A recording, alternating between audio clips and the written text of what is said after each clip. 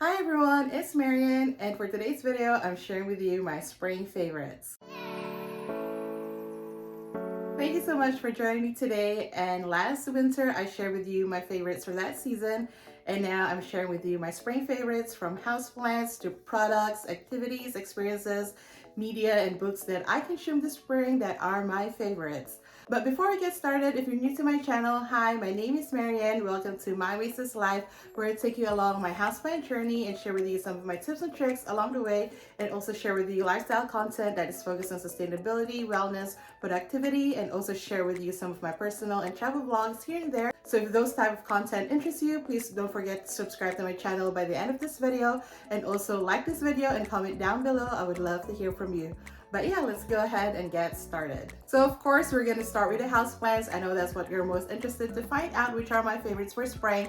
But let's revisit the plants that I mentioned are my favorites for winter, starting with the watermelon peperomia. So the watermelon peperomia was the only plant that I bought over the winter season, and it has grown so much since, as you can see. And I placed it in a decorative pot that I bought from Plant House Alexandria, and I did a tour of that place during their grand opening. So if you haven't seen it, I'll link it up here and also down in the description.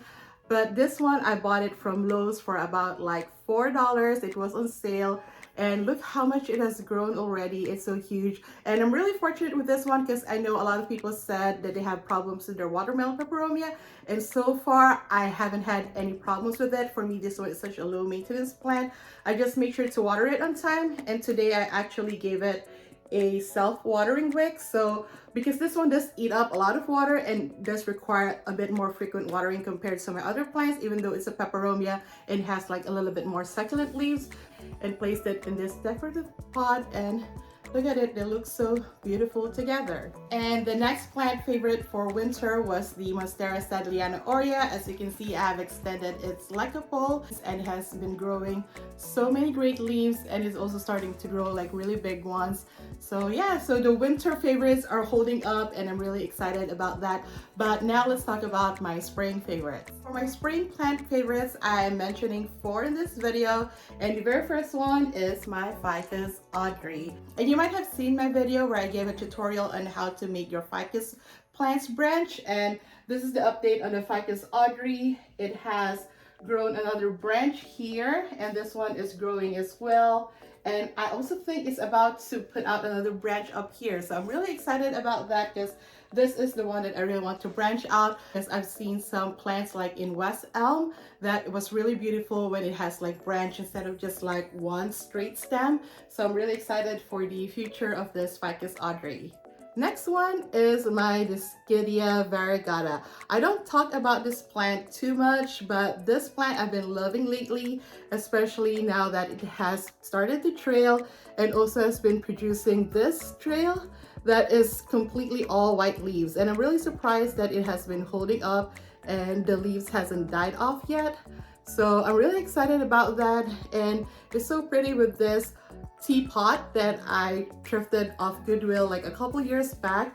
And this one is also low maintenance. I haven't felt the need to repot this, and the root system hasn't grown so much. Like, this has a very tiny root system, and it's not like a very rapid grower. So it has been in this small pot honestly ever since I've gotten it, and I did get it as a small cutting.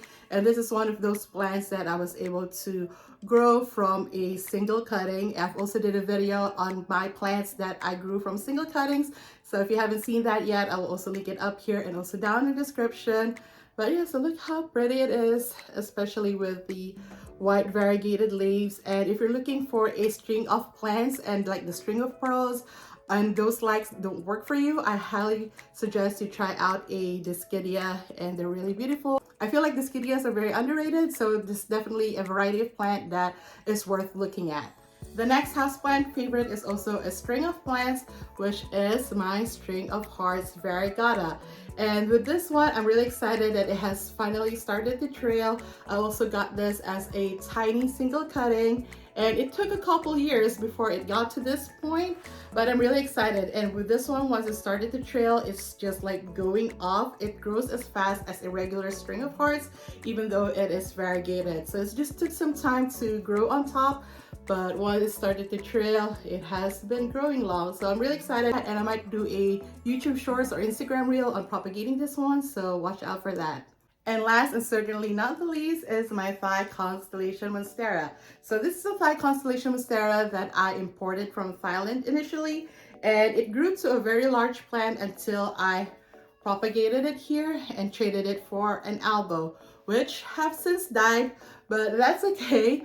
But I've been waiting for it to shoot out new growth, and it finally did with this leaf. It grew this one over the winter, but it was taking forever to grow a new one. So I'm really excited about it, but I know people are gonna ask, no, I'm not propagating it yet. I'm waiting for it to grow more leaves before I do so, because I have promised a giveaway of the Thicon. I'm hoping to do it by fall. I just don't want to do it over the summer because it's going to be terrible shipping plants over the summer.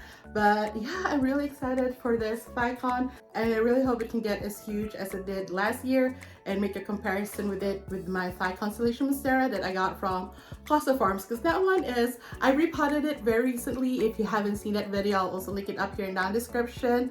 And I had problems with the leaf curling. I checked the roots when I repotted it. It wasn't root rot. It also had a yellowing leaf, but people told me I need to watch out for that because that's kind of like the start for them. One yellowing leaf, the roots were okay, but then root rot, it still eventually happens, so I need to watch out for it. With this one, I never had any problems. With this one, I never really had any issues with root rot or concerns with root rot. Knock on wood. But I just really hope this continues growing and producing more beautiful leaves for me, so I could eventually make cuttings and propagations of it as well. So those are my favorite houseplants for spring. And now let's go over my other favorite stuff from the spring season. And first one is my favorite eco-friendly product is this True Earth Eco Strips laundry detergent. And this one is not gifted or sponsored. I bought this with my own money, and I've been using this to wash my clothes, and honestly it is so good. Like, I don't see any difference using this and regular liquid detergent. And I've learned that we actually use way too much detergent in our clothes, and it's actually harming our clothes or making them deteriorate faster. First, I was also very iffy only using one strip for an entire load, but my clothes come out clean. I've been using this for like the entire spring season, so up to 3 months now, and I know that because I just got a notification that they're delivering my second supply of my True Earth Eco Strip laundry detergent, and this one I haven't actually even finished. I still have like a few strips left. And so not only this one is eco-friendly and works, it's also very economical, especially nowadays with the price inflation. So if I can save some money on things that I have to buy like laundry detergent, I will definitely take advantage of it. But like I said, this is not sponsored or gifted. I paid with this with my own money. I paid the subscription with my own money, but I do have an affiliate link with True Earth. So if you want to check out this product, I'll have my affiliate link down in the description. So next, I'm going to share with you some books that I've been reading this spring season. And these are actually books that was recommended to me by other content creators to kind of help me step up my content creation game and also be a better social media business person.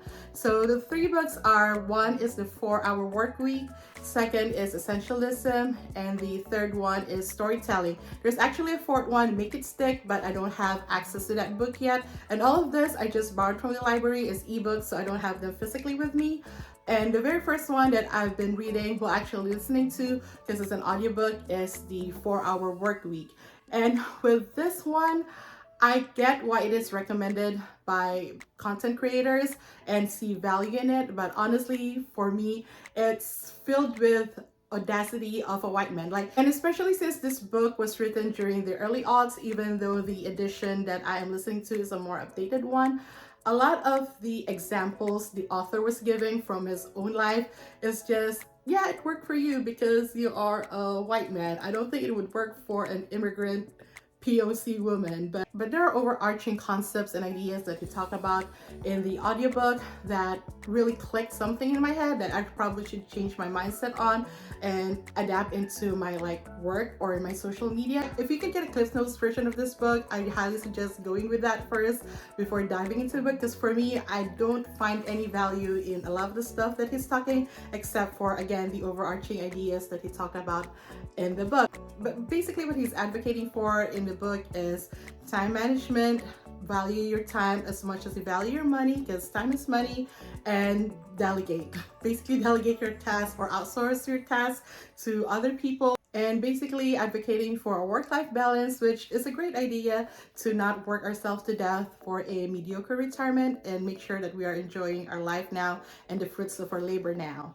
So the next three books is Storytelling, Make It Stick, and Essentialism. I actually only just started reading Storytelling.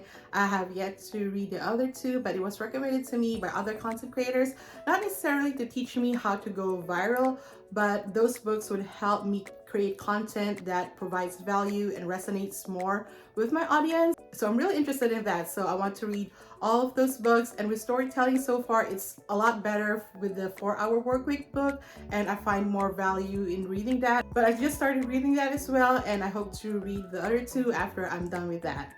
And when it comes to movies and TV shows, I love Stranger Things 4. I binge watched it and I already rewatched it. I really love it. I can't wait for Volume 2 that's coming in July. And I've also seen Multiverse of Madness in theaters, and it's about to come on Disney Plus. So I really want to rewatch it again once it's out on Disney Plus. And I'm a Scarlet Witch apologist. I'm a Scarlet Witch fan, so I really watched that movie more so for Scarlet Witch, especially since after WandaVision she has become my favorite MCU character. So I was like rooting for her the entire movie, even though she was supposed to be the villain of that movie. But I don't think she's a villain. I don't think she is. But yeah, but if you haven't seen it, go check it out once it's out on Disney Plus. I think it's coming out really soon. And of course, like everyone else, I'm a huge fan of the season 2 of Bridgerton. I love Canthony, Kate, and Anthony. And I actually like this season far more than I did season 1. I didn't really like season 1 at all, to be honest. And season 3 is going to be about Pauline, Penelope, and Colin. And I don't know, I'm not really interested in that couple. I was really hoping that they would do Benedict's next, but we will see. I mean, people also thought they're not gonna like Kate and Anthony, and it came out and people liked it more than they did season 1 with Duke and the other girl. And when it comes to activities and experience this spring, of course, my favorite one is my trip to New York City. I haven't been back in New York City since pre-pandemic, so I was really glad to be back to the city for my very first YouTube event. And I actually did an entire vlog on it, so if you haven't seen it, go check it out. I'll link it up here and also down in the description. But yeah, I really love New York. I think I'm going to be back again this summer, so watch out for another New York vlog from me. And this time I'm going to try to go plant shopping, because with that trip I wasn't able to go plant shopping, but in the next one I'm really gonna try to make it a priority. But it's the middle of summer too, though it might be too hot, but we will see. But yeah, so those are my spring favorites. I hope you enjoyed that. If you like this video and found any value in it, please also consider sending me a super thanks. The button is down below. But thank you so much for watching. If you like this video, please give me a thumbs up. If you're new here, I hope you subscribe. I come up with new videos every week. And if you haven't yet, check out these videos up here until my next one. But until then, I see you. I appreciate you. Take care of yourself and each other, and have a plentiful day. Bye!